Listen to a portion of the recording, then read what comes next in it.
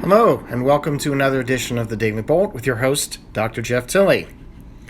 Today's topics: Isaias update and onion salmonella alert. How does this happen anyway? Sit back and relax and enjoy today's Daily Bolt. Okay, so we are going to start off first with Tropical Storm Isaias. And just update you on it if you haven't been following it today. It is about 50 miles or so east-southeast of Cape Canaveral, and it has made a slight turn. It's no longer moving northwestward. It is moving north-northwest at about 9 miles per hour.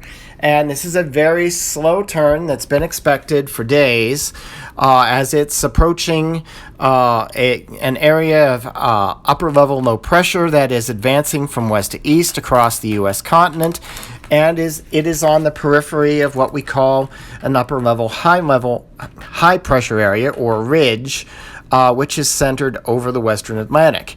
Both of those are steering this storm, so it's making a gradual turn, still approaching the coast of Florida, but it looks very unlikely that it's going to come on shore, either on the Florida coastline or the Georgia coastline over the next 24 hours. I have just posted on the podcast group the latest best track. It looks like the storm is going to, as it makes this very gradual turn, stay offshore of Florida, Georgia, and most of the South Carolina coast. Overnight, Monday night into Tuesday early morning, the best possible track we have based on the various prediction models, and the track forecast is very tightly clustered amongst all these models, so there is a very high probability that we will see Isaias come ashore as a strong tropical storm somewhere around 2 o'clock in the morning on Tuesday, somewhere in the northernmost coastal areas of South Carolina, the Myrtle Beach area, or perhaps slightly farther north in the southeasternmost coastal areas of North Carolina, south of Wilmington, North Carolina. There's a very good probability that it will come ashore somewhere in that vicinity overnight, Monday night, Tuesday morning. Right now, the storm, today it lost a little bit more intensity early in the day, and it has regained some of it as it is now starting to feel the effects of the warmer ocean water. Also, as it makes this turn, the wind shear that we've been talking about, that it's been experiencing, is actually aligning itself more with the storm motion, and it becomes a little less of a factor. It's still a factor, but it no longer will dominate the effect of the warm ocean waters underneath. And so Isaias is expected to maintain approximately its current intensity with maybe a couple of wobbles pretty much all the way until landfall Monday night, Tuesday morning. But it does look like it's going to stay, the center is going to stay offshore.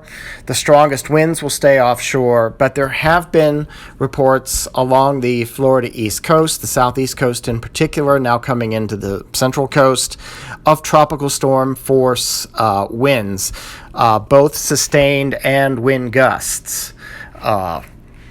So there will be probably some down power lines. There probably will be a fair bit of palm fronds and other tree damage, probably not a whole lot in terms of major damage. And the good news so far is that most of the heavy precipitation that's associated with the storm has also stayed offshore.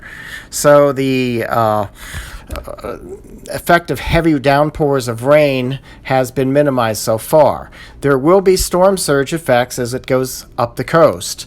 And again, those storm surges are expected to be on the order of anywhere from about 1 foot to as much as 4 feet. So some coastal flooding is still expected with this particular storm.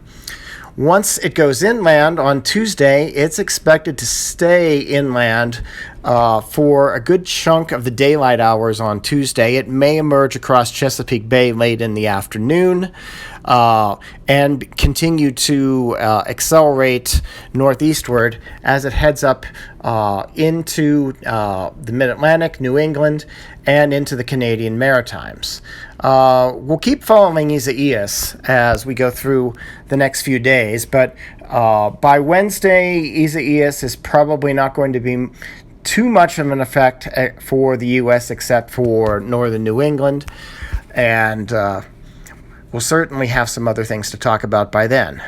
We do still have something else to talk about today as well, and this relates to a Salmonella outbreak that has been reported and is now believed that it could affect all 50 states.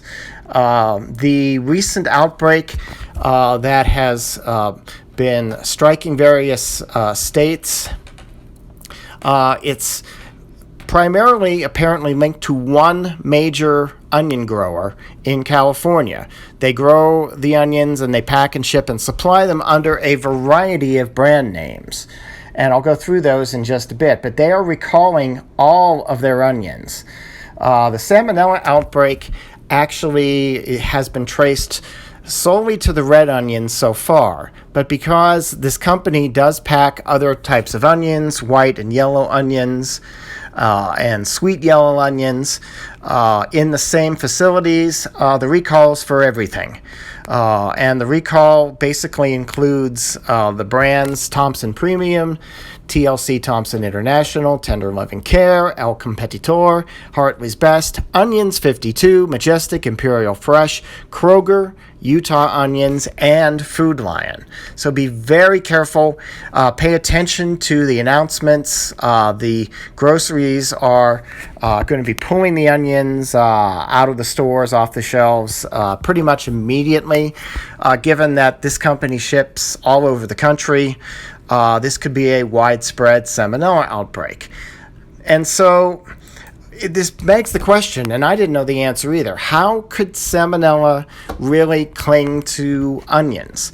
We're used to hearing a lot about Salmonella with fish, with fruit, with meat, chicken, and how does it get on vegetables? And this is the really kind of interesting thing. I went and looked this up this afternoon. I found a study that was published in 2008 from researchers at the Imperial College of London. And they actually looked at how Salmonella bacteria attach themselves to vegetables.